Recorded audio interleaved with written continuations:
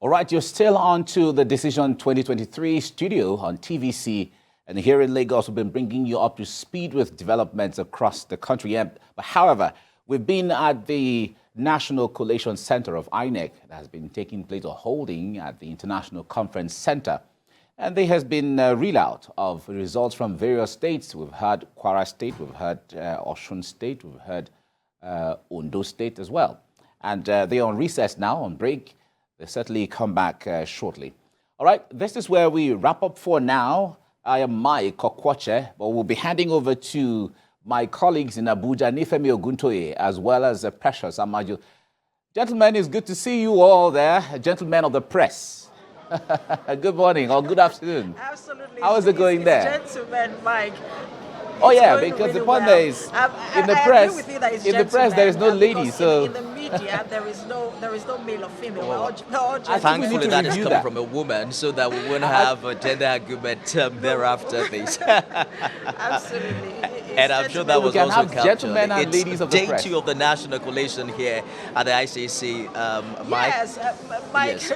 It's gentlemen everywhere. Whether it's at the Collation Center, where we are right now, whether it's in the Lagos studio, it's all gentlemen. But let's sort of talk about what has been playing out here, Nifemi. It's been quite an interesting development.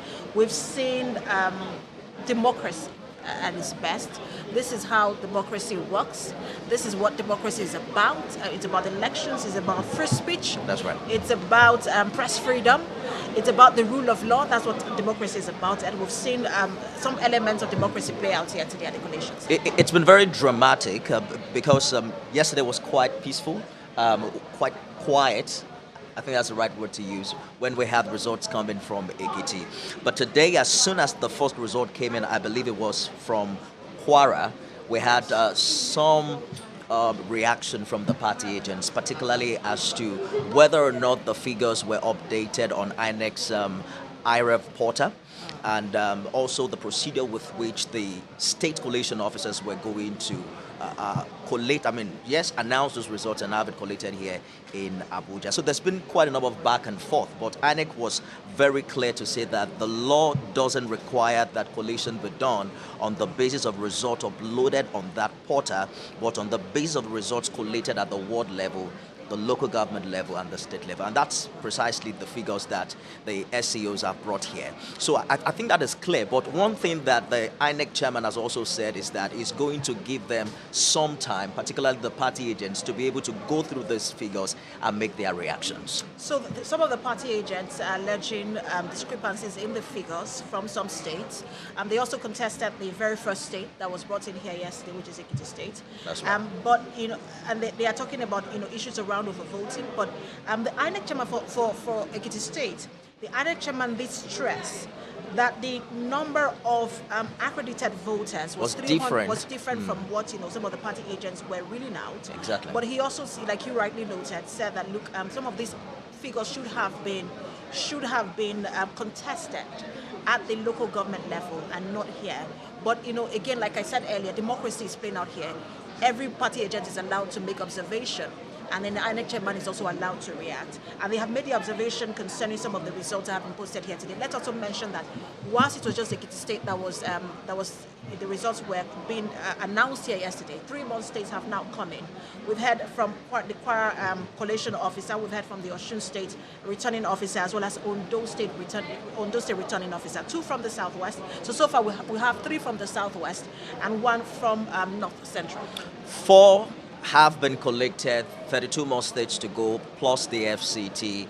We're on recess as we speak, and we expect that the National Collation Center comes alive yet again as soon as state collation officers begin to troop in. The voting sorry was... to interrupt you. I just remember that the INEC chairman said in an hour, and I'm wondering if that is even going to happen now, at all. Because INEC has never kept to its time since we got yesterday here. They said 11. I think we didn't start on about 1. So it even And then began 6 from the o'clock. 6 p.m. adjournment. Yes, 6 p.m. Yes, It was supposed to start, I think, by 11 in the morning. It didn't happen until past 1. And then they said we'll reconvene at 6. And it didn't happen until about 6:45, I think it didn't happen. was. And now we've had 1 Even hour. this morning, which was supposed to be 11 a.m., it also did not start exactly on time. I think it also shows you what's happening at the different states. Because INEC will not come here and reconvene until there is a result to announce. Until there's a resident electoral commissioner, yes, as well as a state collation officer. It shows officer. you that maybe at the state level, results are still being collated, because we know that there was voting into the night. Some voted even yesterday, Sunday.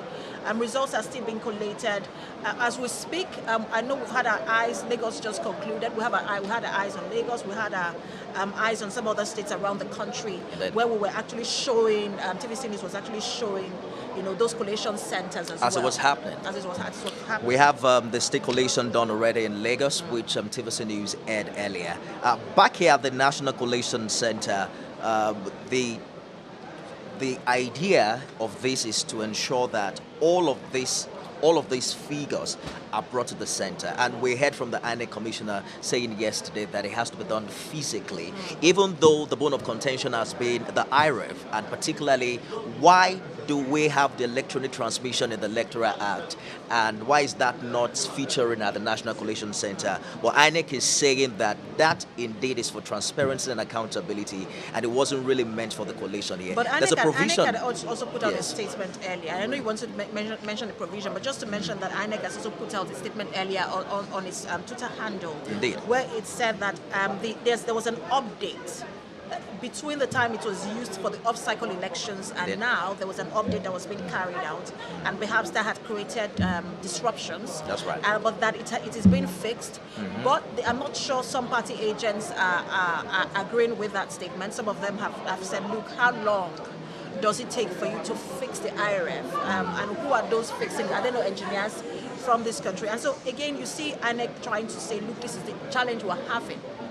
We're having these challenges, and they are putting out information, but it is not going down well with some It is agents. good that the Electoral Commission is taking responsibility. They have acknowledged that the IREV portal is slow, relatively slow and unsteady. They are telling us that as of this morning, I can't remember the figures yet, accurately, but I know that as at 7 a.m. this morning, there were about 50,276 results that have come in from different polling units, but there are over 176,000, so it's still a far cry from what INEC did earlier. But then it's also important to note perhaps what we have seen in the 4 states that we have witnessed here at the ICC. The voter turnout pressures, we talked about that yesterday. Yes. We were looking forward that more people will come out this year, and that we will eventually beat the 35% landmark that we have witnessed in the previous election. Osun gave us 38%, Ondo has 28%, in Ekiti it was 31%, and Kwara was really low. Kwara was really low, even though I think the lowest we have right now is Ondo, because Kwara had 29.3%. How do you have a state that has almost 2 million registered voters? For example, Ondo State, 1,991,344, and just about 402,000 people came out to vote. And approximately really 1.4 million people who registered to vote in Ondo did not participate in this election. And it is really low. I think that maybe after this election, it should be x-rayed as to why people did not turn out to vote. Were they affected by the Naira scarcity? Was it, just voter apathy? Was it issues around security? Maybe we should look at that just so that in the next, off-cycle election, because there's an off-cycle election in Ondo coming very, very soon, especially in a place like Ondo. They should examine what happened just so that they can have more voter turnout in Ondo, where there is off-cycle election. Kwara State was also very low. You had total registered voters of 1,695,927 people. And all you have for total accredited voters is 497,519.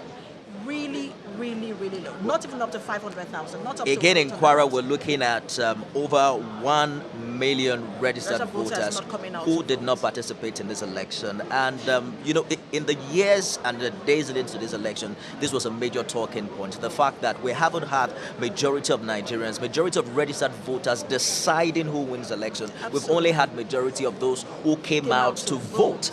And you look at all of the monies that have been given to INEC, all of the assurances assurances that have come from stakeholders, particularly from security operatives. You also look at the enthusiasm amongst the voters prior to this election. This is something that we must study and find out what has gone wrong. But thankfully, these are just 4 states out of 36, plus the FCT. Maybe perhaps things will get better when more results come in. Maybe when more results come. But, and we also need to check, maybe as we continue to get the announcement of these results from different states, we will see the voter turnout per region. I mean, that will also begin to play out, and we'll know what region did not turn out to vote. But, Absolutely.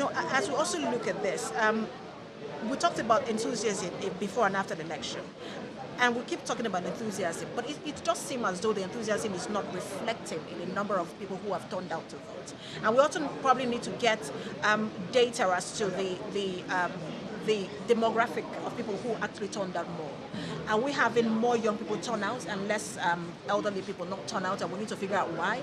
And we're having more elderly people turn out and less young people turn out, and we also need to figure out why. But I think that it is true, these figures we've gotten today in terms of voter turnout, especially when it's now below 30%, because in the last election, like we mentioned yesterday, it's been hovering between 30 to 35% voter turnout. But by the time, if we look at all of these figures, if it stays like this all through, it means that we're going to have less than 30%. And by the time you take the average, we're going to have less than 30%, and that's really, really low.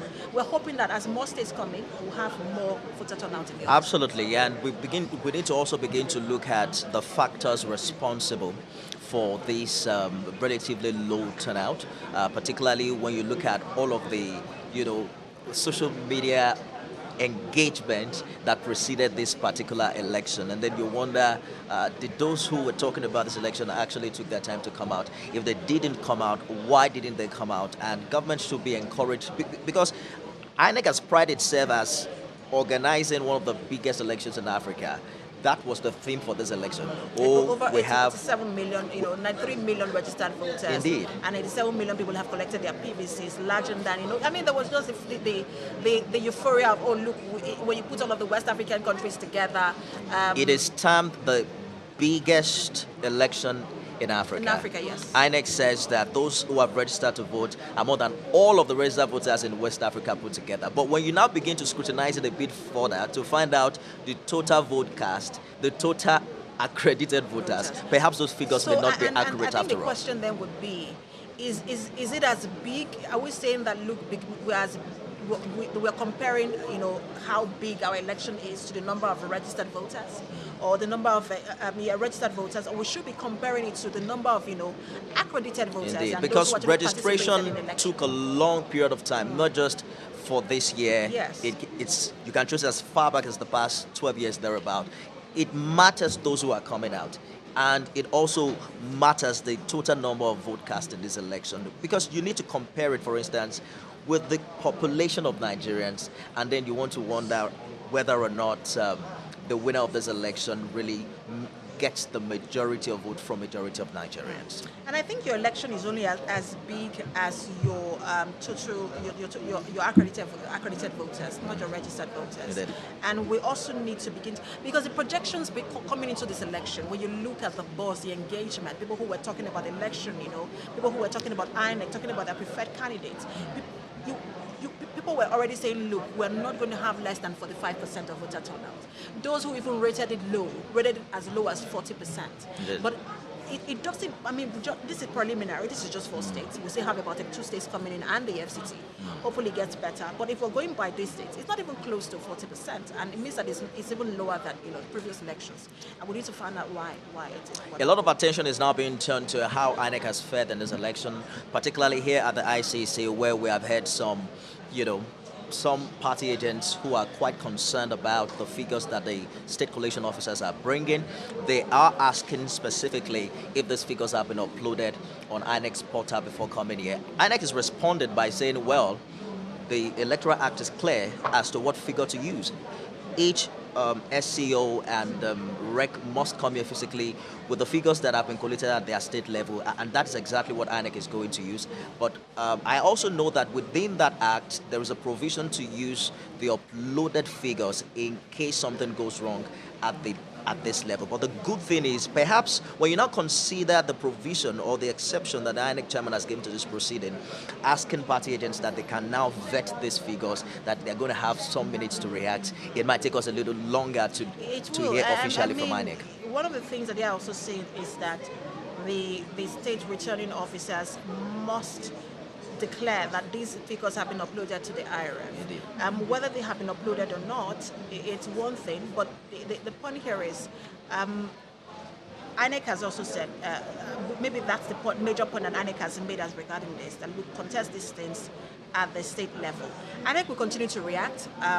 They have the freedom of speech. The party agents are allowed to react, and INEC is also allowed to react. And so I'm sure that all through this collation, we're going to continue to see some of this reaction. But you were talking about INEC performance earlier, and one of the issues that have been raised is the issue of the Beavers performance. And people are now wondering, really, is it really the game changer here?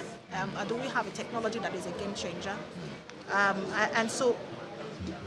But let's take a break, Nifemi, and probably when we return, we'll examine more of these issues further. Stay